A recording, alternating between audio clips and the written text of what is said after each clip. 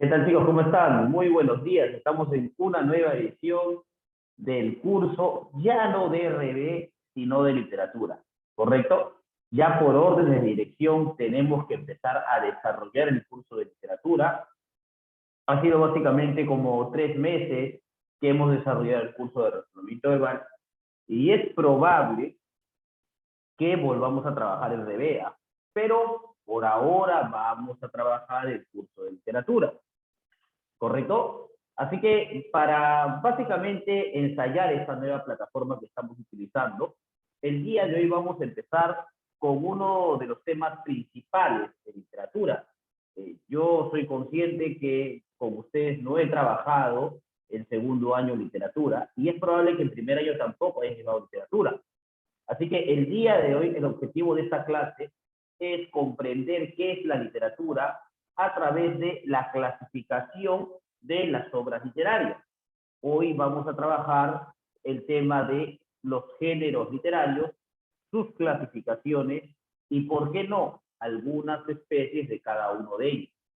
Finalmente, vamos a terminar esta clase desarrollando 10 preguntitas y recuerda que te está quedando 10 preguntitas para que desarrolles en el formulario.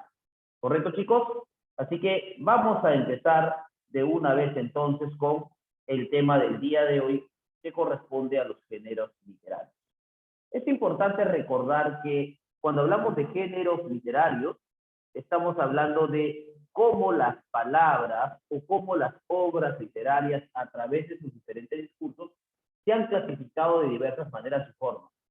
En tal sentido, ¿no es cierto?, hay que recordar que la literatura no parte de una condición escrita, sino que la literatura, a través de un factor tradicional o a través de un factor hereditario, ¿no es cierto?, ha ido transmitiéndose estas obras hasta lo que conocemos actualmente como obras literarias, ¿no es cierto? Pero hay que recordar que estos relatos, estos mitos, estas leyendas, estas narraciones y, ¿por qué no?, digamos, estas poesías épicas, ¿no es cierto?, se han transmitido de generación en generación de manera oral.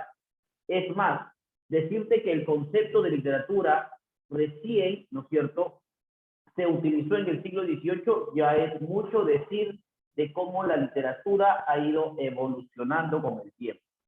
Todos sabemos, y esto es muy importante, que cuando hablamos de literatura, estamos hablando básicamente de un arte que se expresa por medio de las palabras. También te hago recordar que el término literatura proviene de la palabra litera, ¿no es cierto? O del griego litera, que significa letra, ¿no es cierto? O sea que cuando hablamos de literatura, esencialmente estamos hablando de una expresión a través de las palabras, ¿correcto?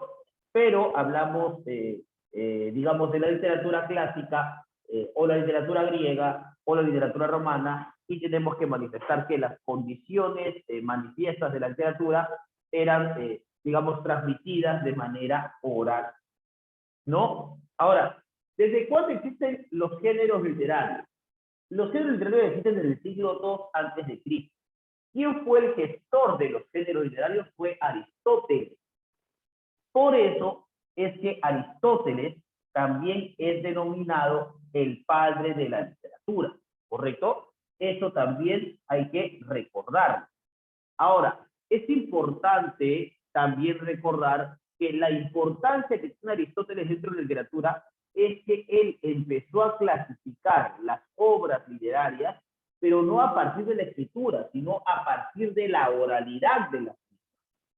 Entonces, hoy vamos a ver la clasificación de los géneros, digamos, literarios que propone Aristóteles, ¿no? Especificando qué es un género literario y cómo estos se pueden dividir, ¿no es cierto? Entonces, hoy vamos a trabajar con los conceptos de género, vamos a trabajar con los conceptos de especies, vamos a trabajar con los géneros literarios tradicionales, ¿no es cierto? Los justificados o respaldados por Aristóteles, y los géneros modernos que fueron creados por Hegel en el siglo XVIII, ¿no es cierto? y luego algunas fuentes importantes también consideradas dentro de la literatura como tal.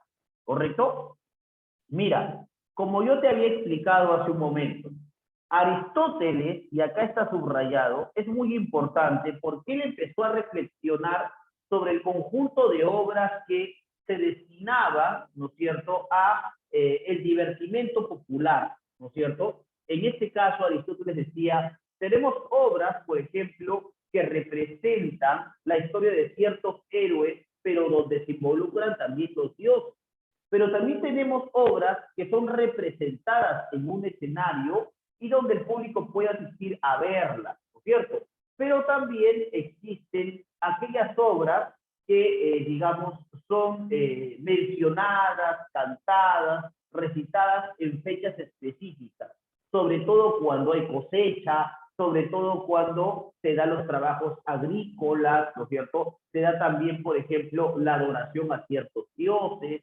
Entonces, Aristóteles empezó a dilucidar sobre los motivos por los cuales, ¿no es cierto?, estos grandes literatos empezaban a gestionar y a crear literatura, a gestionar historias, ¿no es cierto?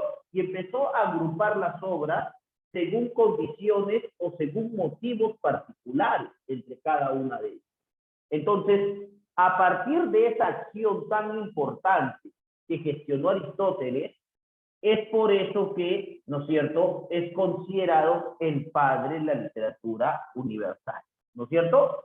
La teoría literaria, chicos, nació en Grecia, a partir de las reflexiones de Aristóteles, quien en su obra poética estudia y analiza las obras de su época. Lógicamente que esas obras son estudiadas y son indagadas de manera oral.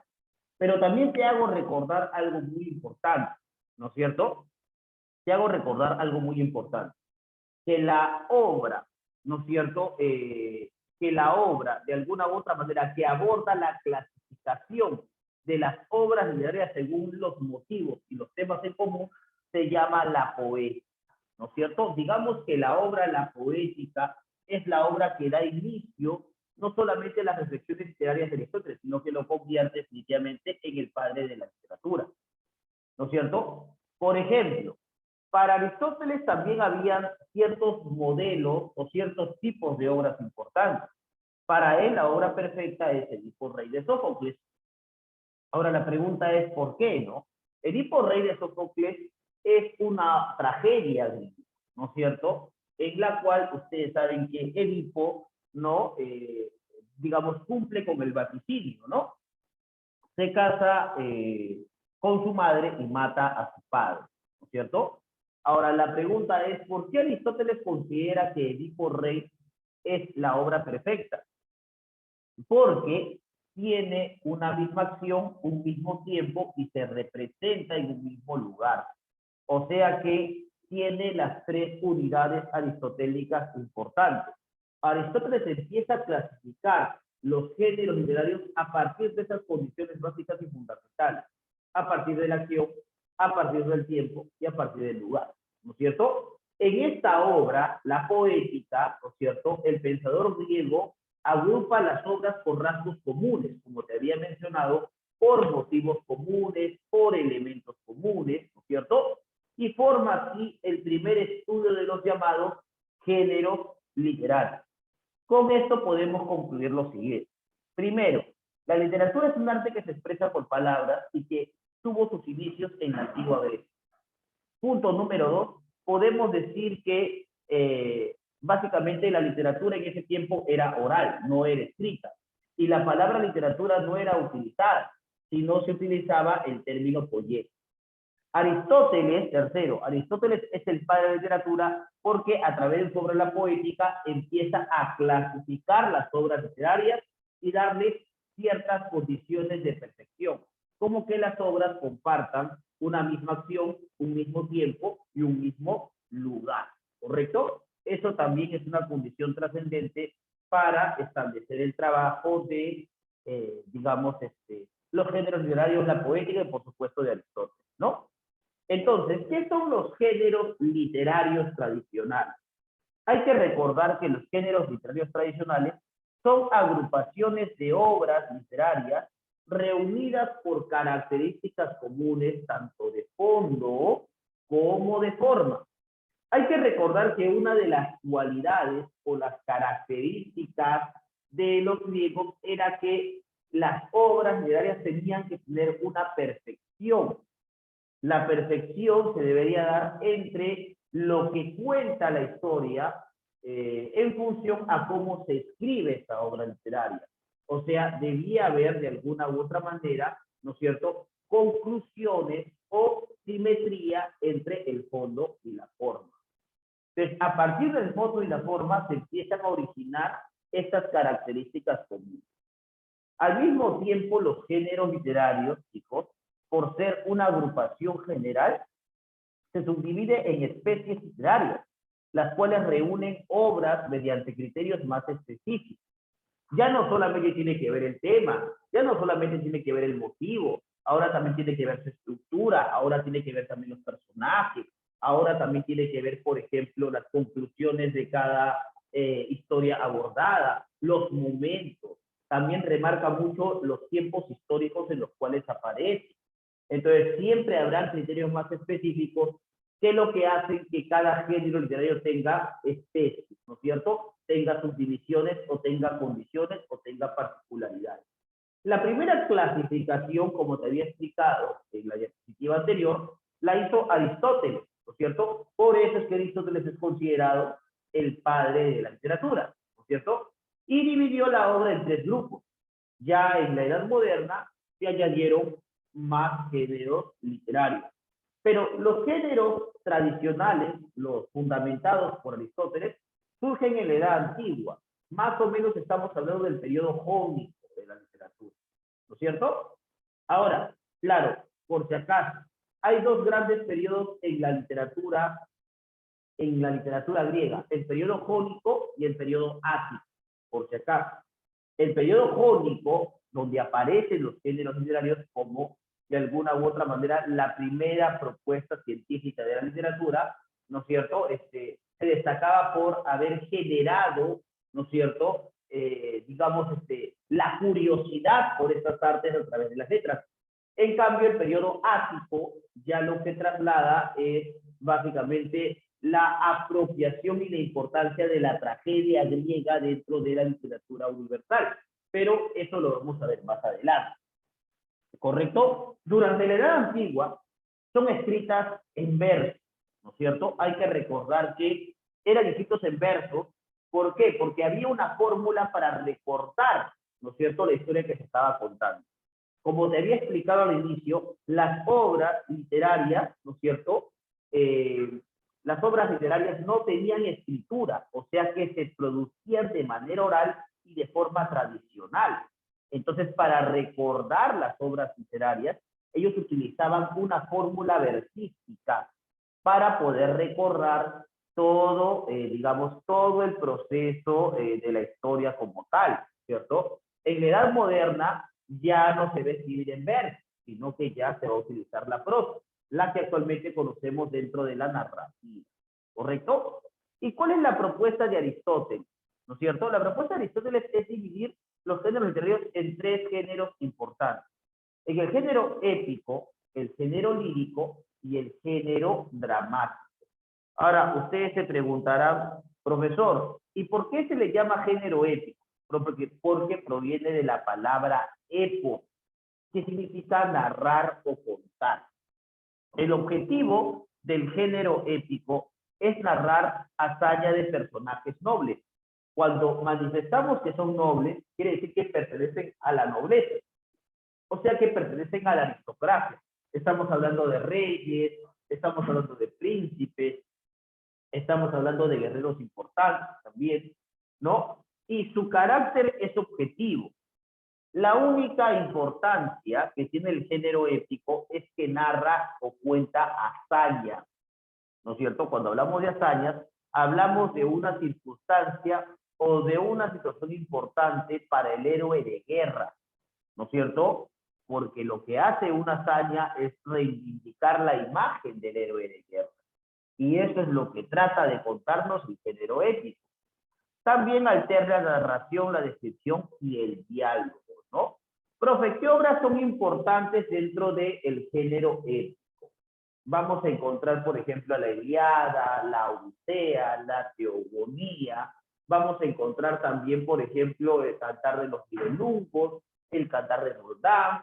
Vamos a encontrar, por ejemplo, Jerusalén liberada de Torcuato Tasso. Vamos a encontrar, por ejemplo, digamos, El Príncipe de Nicolás Maquiavelo, ¿no es cierto? Eso vamos a verlo con detalle, porque también el género épico es una especie.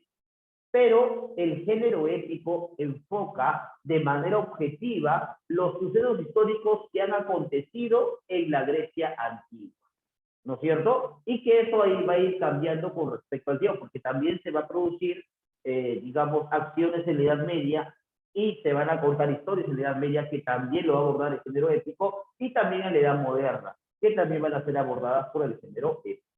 ¿Correcto? Pero lo que fundamenta el género épico es que trata de contar a través de los versos una historia. Por eso se le llama épico. ¿Por qué proviene la palabra epos, que significa narrar o contar? Ahora, ¿por qué se le llama género lírico, no? Es importante recordarles que se llama género lírico porque proviene de la palabra lira.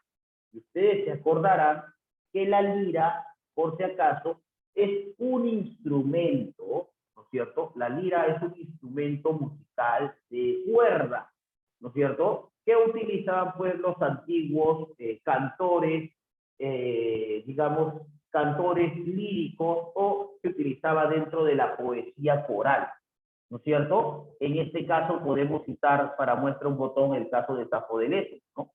Safo instaura por primera vez en Grecia lo que se denomina poesía coral, que no es otra cosa que recitar siendo acompañado por la música, por la cítara o la lira. Por eso se le llama género lírico, porque a diferencia del épico, el género lírico expresa el mundo interior del hablante, o se expresa las emociones, los sentimientos. Lo que destaca en el género lírico, chicos, es la poesía, ¿no es cierto? Si en el género épico destacan las historias contadas en verso, en el género lírico lo que importa es el carácter subjetivo, el expresar las emociones y los sentimientos, pero a través de la poesía, ¿correcto? Y prima la descripción de los estados de ánimo, que está muy cercana y muy próxima a las emociones, a los sentimientos, ¿no es cierto? Ese es el género lírico. Ahora, finalmente, Aristóteles manifiesta que existe el género más importante de todos. De hecho, el género dramático para Aristóteles es el género más importante. ¿Por qué? Porque tiene la perfección. Una misma acción, un mismo lugar y un mismo tiempo. ¿No es cierto? Como te decía Aristóteles, en las tres unidades aristotélicas. El género dramático, por si acaso, chicos, el género dramático, ¿no es cierto?, proviene de la palabra drama, que significa representación. Es el único género literario que lleva a la interpretación de un discurso previamente aprendido, en donde los actores son denominados hipócritas. La pregunta es, ¿por qué, profesor? Porque ellos utilizaban máscaras, ¿correcto?, para interpretar o para representar las acciones en la época, ¿no es cierto? Entonces, lo importante en el género dramático es la representación de acciones sobre un escenario. También otra cosa muy importante en el género dramático es que tiene el doble carácter, ¿no? Tiene el carácter subjetivo del lírico y tiene el carácter objetivo del épico. Algunos manifiestan que el género dramático es el género más cercano a la vida, real, ¿no es cierto? ¿Y por qué? Porque tiene momentos alegres y también tiene momentos tristes. Ahora, aquí sí prima los diálogos.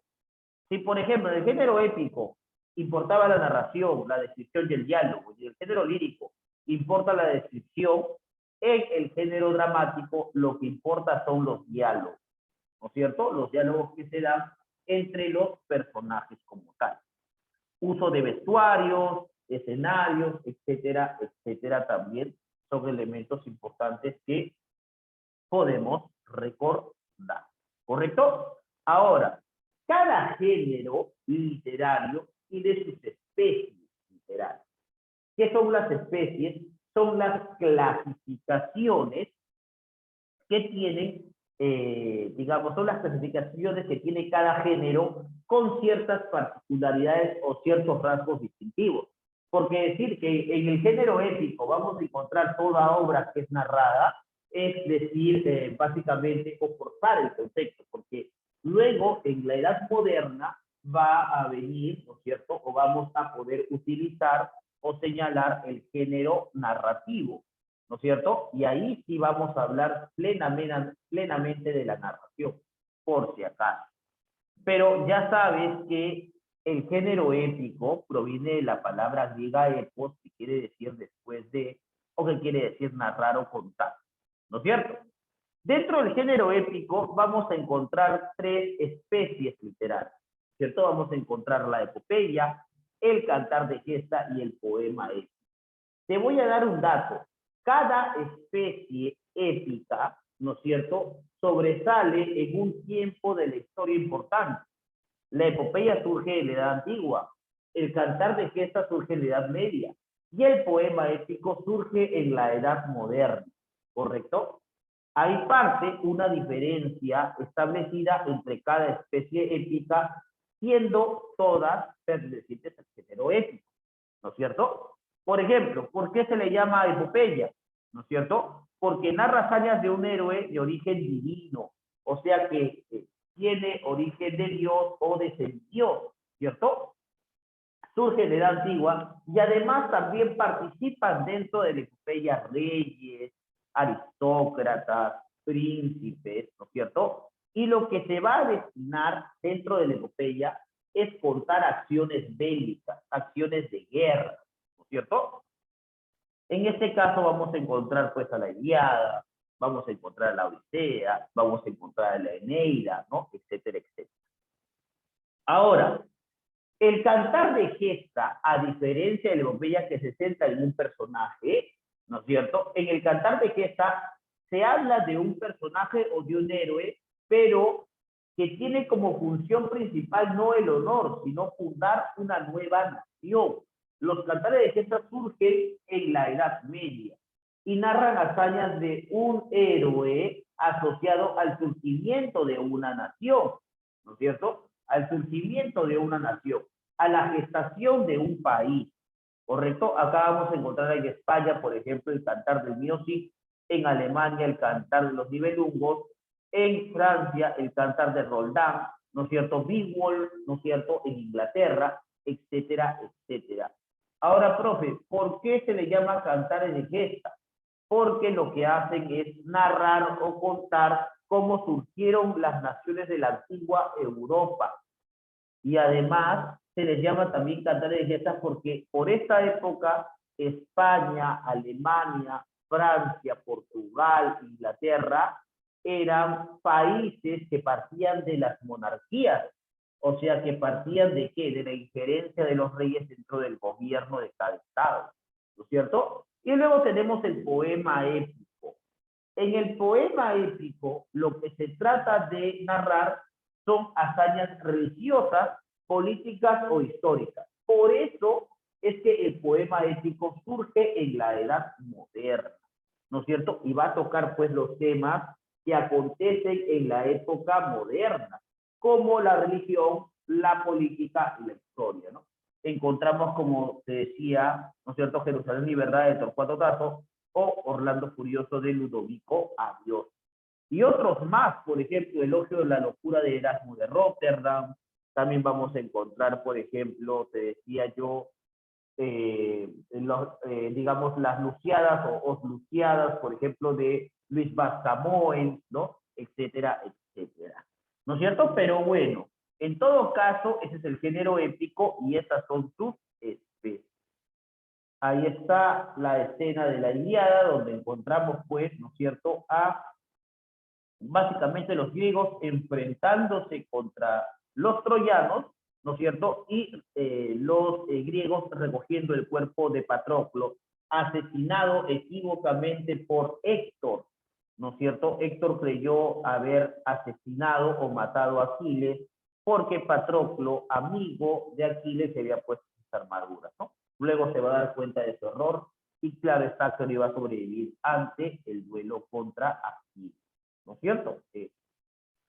Luego tenemos el género lírico. Ya sabemos que proviene de la palabra lira, que significa instrumento, o que es el instrumento que se solía utilizar para acompañar a los poemas recitados en la época antigua, ¿no es cierto? Por si acaso.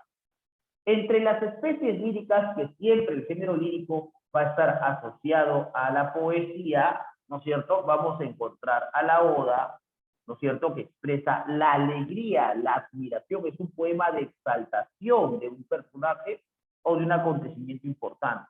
Su inversión se le atribuye a Píndaro, por ejemplo, Oda a la vida retirada de Feliz de León, a la batalla de Lepanto de Fernando de Herrera, Odas olímpicas de Píndaro, y sin ir muy lejos, por ejemplo, Odas elementales de Pablo Neruda también encontramos como un ejemplo de oda.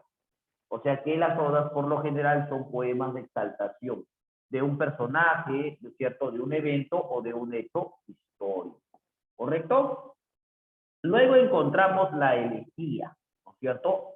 La elegía también es una especie lírica que expresa el lamento y el dolor por la pérdida de un ser querido, definitivamente, ¿no? La elegía.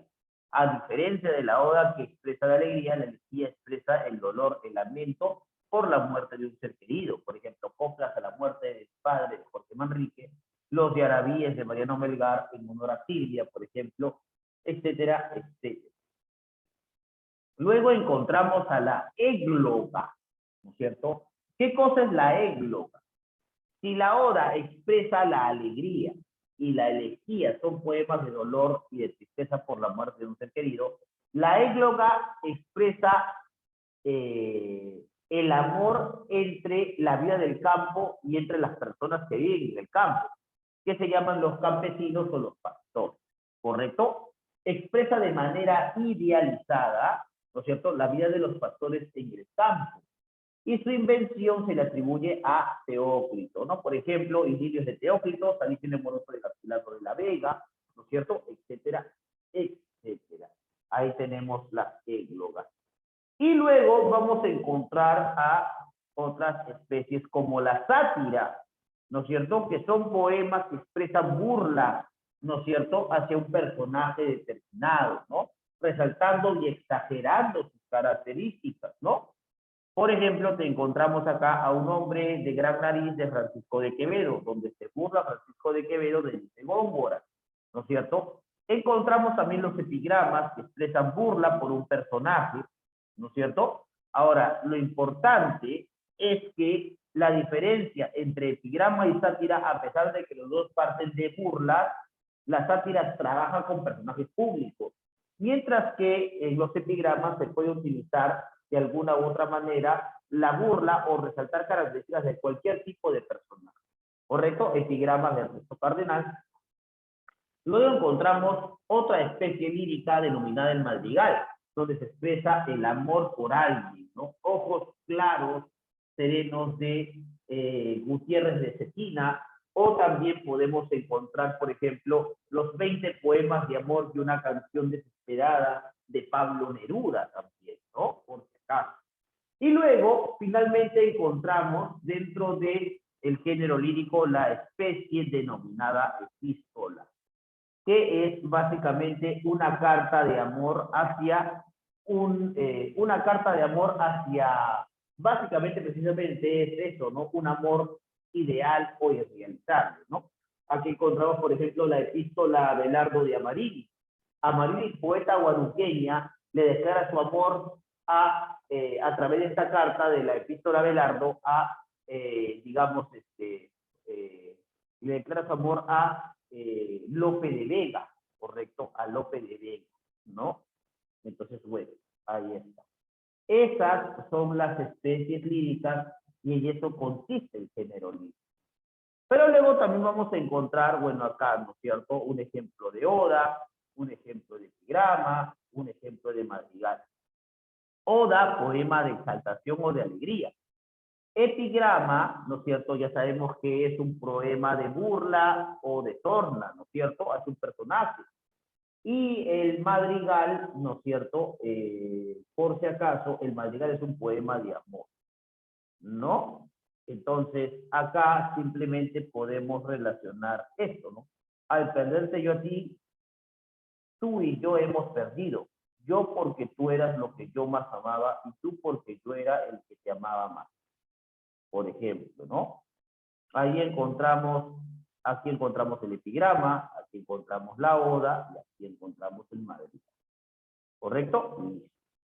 Y finalmente, el último género, por si acaso, el último género tradicional es el género dramático que implica la representación. ¿Correcto? Dentro del género dramático vamos a encontrar 3 especies literarias muy importantes y 2 subespecies que por ahí se van a agregar. Lo que caracteriza la tragedia es que representa siempre acciones con finales tristes o funestos, ¿no es cierto? En la tragedia los personajes van a ser aristocráticos, ¿no? Van a ser personas de buena familia, importantes, pero que siempre están digamos, rodeadas de un clima básicamente de desgracia, ¿no? Aquí encontramos, por ejemplo, Hamlet y Romeo y Julieta de Shakespeare. Nosotros encontramos Edipo Rey de Sófocles. Podemos encontrar, por ejemplo, por ahí también a la Orestiada de Esquilo, por ejemplo, ¿no? Entonces ahí está la tragedia, ¿no? La comedia es lo opuesto a la tragedia, porque en la comedia las representaciones, ¿no es cierto?, son con un final feliz, ¿no es cierto?, tienen un final feliz. Ahora, la diferencia entre tragedia y comedia no solamente es que tienen un final feliz, sino que de alguna u otra manera los personajes en la comedia son personajes populares, ¿correcto? Son personajes populares, ¿no? Por ejemplo, acá vamos a encontrar el avaro de Molière, Ñacatita también de manera segura, por ahí. Y dentro del drama, ¿no es cierto?, vamos a encontrar la unión de tragedia y comedia. Se dice que el drama es la especie dramática que se parece más a la vida real, a la vida cotidiana. Es una creación, chicos, netamente española. Esta acción la va a inventar Lope de Vega en su obra El arte nuevo de hacer comedia. Entre los principales dramas vamos a encontrar a Fuente Ovejuna de Lope de Vega y Ollantay, que es anónimo. Ahora, ¿saben lo que caracteriza al drama y lo hace diferencia a la comedia y la tragedia? No solamente es esta unión, sino que además siempre aparece un personaje gracioso. Por ejemplo, en Ollantay aparece Iquichaki, ¿no es cierto? Personaje gracioso, ¿no? Siempre aparecen personajes graciosos, por si acaso. Por ejemplo, en Fuente Ovejuna aparece Mengo, ¿no? Que es el que al final no declara quién fue el que mató al comendador Hernán Gómez de Guzmán, ¿no? Y luego encontramos la tragicomedia como un subgénero, pero vamos a poner como una especie dramática, ¿no? También denominada la tragicomedia, que representa acciones tristes y felices, ¿no? Es muy parecida al drama también, ¿no? Pero hay una diferencia. A diferencia del drama, este tiene personajes arquetípicos, ¿no? Por ejemplo, como la bella chismosa, como por ejemplo el corrupto, como por ejemplo el pícaro, ¿no? Por ejemplo, ahí encontramos la Celestina de Fernando de Rojas, ¿no? Y finalmente los autos sacramentales, ¿no es cierto?, que básicamente representan en un solo acto escenas de la vida religiosa. Los autos sacramentales empezaron a utilizar ya en la época del barroco, ¿no? Estamos hablando más o menos del siglo XVI, ¿no? Siglo XVII, por ahí, y sobre todo se utilizó en España, ¿no? En donde para tratar de que la Iglesia Católica consiga más adeptos, ¿no? En vez de comentar la palabra de Dios o dar a conocer la palabra de Dios, se representaba a través de los autos sacramentales. Y se representaban pues episodios bíblicos, ¿no? Por ejemplo, el gran mercado del mundo de Calderón de la Barca, ¿no? Ahí está, por si acaso. Entonces, estos son los géneros literarios tradicionales. Género épico con sus especies, género lírico con sus especies, género dramático con sus especies. ¿Correcto? Pero también, acá está el género dramático, pero también vamos a encontrar a los géneros modernos, ¿no? Ya sabemos que se le llaman géneros modernos, ¿por qué? porque de alguna u otra manera se plantean en el siglo XVII hacia adelante, ¿no? Es planteado, por ejemplo, si los géneros tradicionales son planteados por Aristóteles, los géneros modernos son planteados por Johannes Hegel, ¿no? El alemán, ¿correcto? Los géneros literarios han ido cambiando con el paso del tiempo, sea porque los formatos y los contenidos han cambiado o porque las viejas especies se han actualizado, ¿correcto? Dentro de los géneros modernos vamos a encontrar varias características importantes. Surgen a partir de la edad moderna, estamos hablando del siglo XVI, siglo XVII adelante. Estos géneros, a diferencia de los anteriores, se escriben en prosa, ya no en verso, ¿no? Y los géneros tradicionales alternan la prosa y el verso, ¿no? Ahí está la diferencia. Surgen nuevas especies literarias. Surgen dos géneros importantes, ¿no? El narrativo y el expositivo. Aunque muchos pueden confundir al género narrativo con el género épico, hay una gran diferencia, ¿no? Porque el género narrativo sí cuenta acciones o historias, ¿no es cierto?, que se llevan en la época contemporánea, ¿no? Narra hechos cotidianos de personajes comunes. Ya no necesariamente son de aristócratas o de reyes, ¿no es cierto?, o de héroes o de semidioses, ¿no? No, ahora se habla de personajes comunes, ¿no? Presenta a un narrador que es quien cuenta la historia y alterna la narración, la descripción y el diálogo al igual que el género épico. Pero la diferencia es que acá se narra en prosa. Y el expositivo, que expone las ideas propias del autor, el género expositivo es un género de opinión. El autor puede manifestar una opinión determinada y tiene como finalidad dar a conocer una postura ideológica, política o estética del autor con respecto a un tema en particular y prima la argumentación y sobre todo la exposición. O sea, que la información que se da debe ser objetiva, directa, concreta. Muy bien.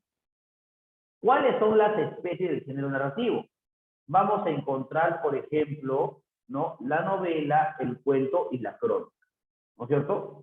Por ejemplo, en la novela se narra de manera extensa, en todo caso, acciones diferentes entre personajes, se dividen en capítulos, ¿no es cierto? Presentan muchos escenarios, ¿no? Se da un sinnúmero de acciones. Por ejemplo, La ciudad y los perros, de Mario Vargas Llosa, Yo era una mujer casada, o Fahrenheit 451, por ejemplo, ¿no?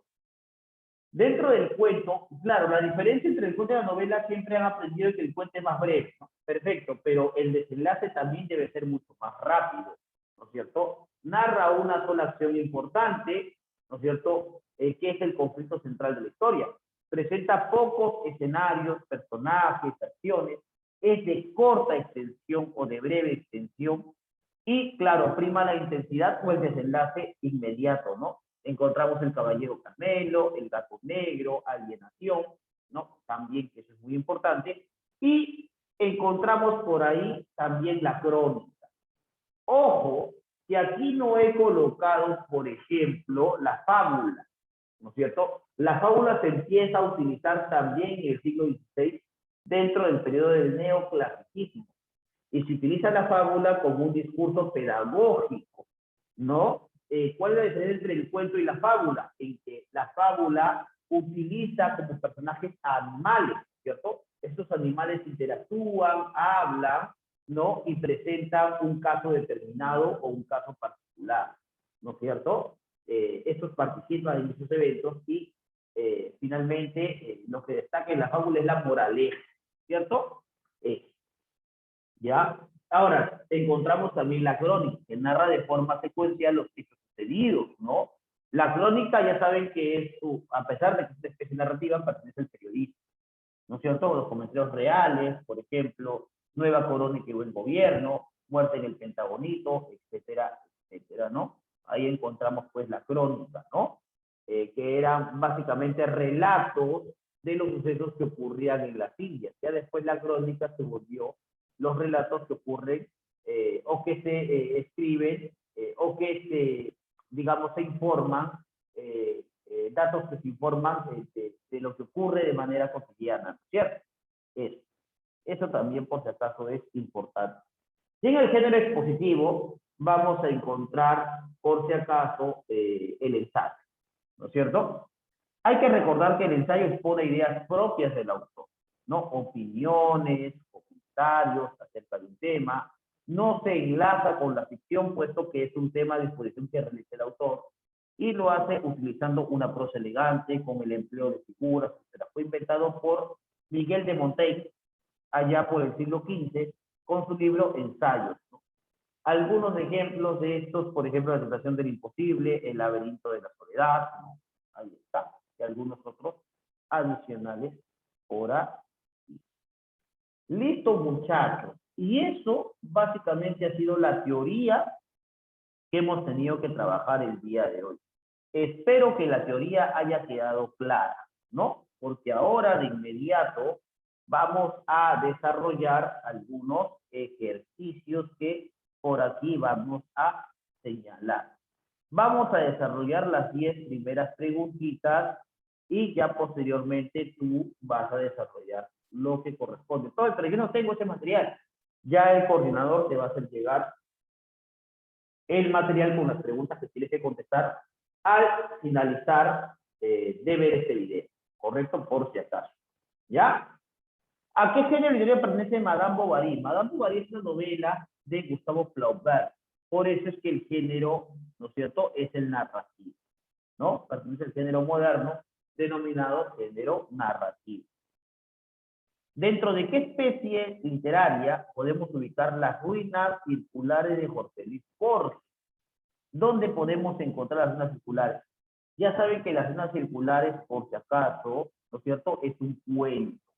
Ya es un cuento. Si me piden la especie, entonces es un cuento. El género es narrativo, pero la especie es cuento. ¿No es cierto? ¿A qué género pertenece Cancionero de Francisco Petrarca?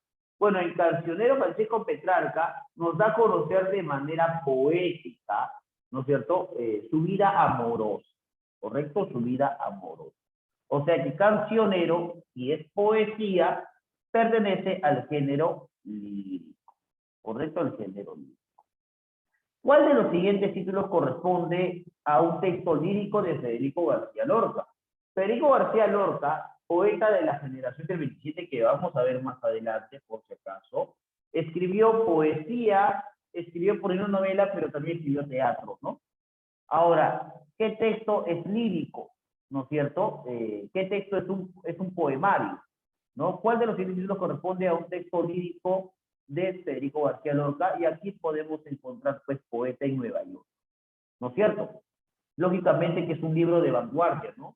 Digamos, Federico García Lorca estuvo allá por los años 30 en Nueva York, ¿no es cierto? Entonces ahí.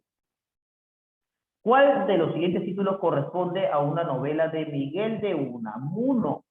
Miguel de Unamuno escribió ensayo y narrativa, ¿no es cierto? Ensayo y narrativa. Aquí encontramos a La niebla o La níbola también, ¿no? Ahí. Los demás son ensayos. Garcilaso de la Vega, ¿ya? El gran representante del Renacimiento español, destacó dentro del género lírico. Era un poeta renacentista, ¿no es cierto?, de la escuela italiana, por si acaso, ¿ya? Junto con Juan Boscán, ¿ya? Por allí. ¿A qué especie literaria pertenece la araucana y la cristiada? Si tocan, ya sabes, temas cristianos y están contados o narrados, entonces son poemas épicos. Recuerda, poemas épicos, ¿ya? Por si acaso.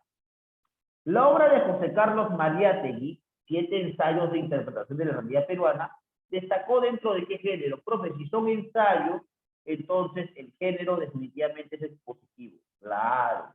Y dentro del género expositivo vamos a encontrar los ensayos. Teócrito cultivó, ya esto lo hemos visto dentro de la teoría, Teócrito cultivó el género que especie y fue notable la influencia sobre la Tercio Virgilio, ¿no?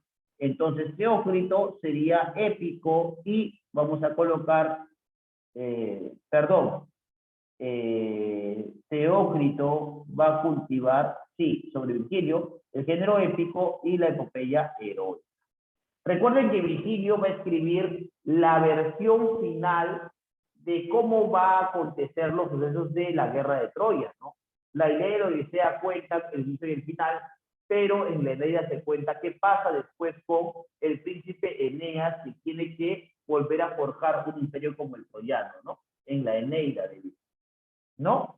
Es autor de un clásico madrigal, ¿no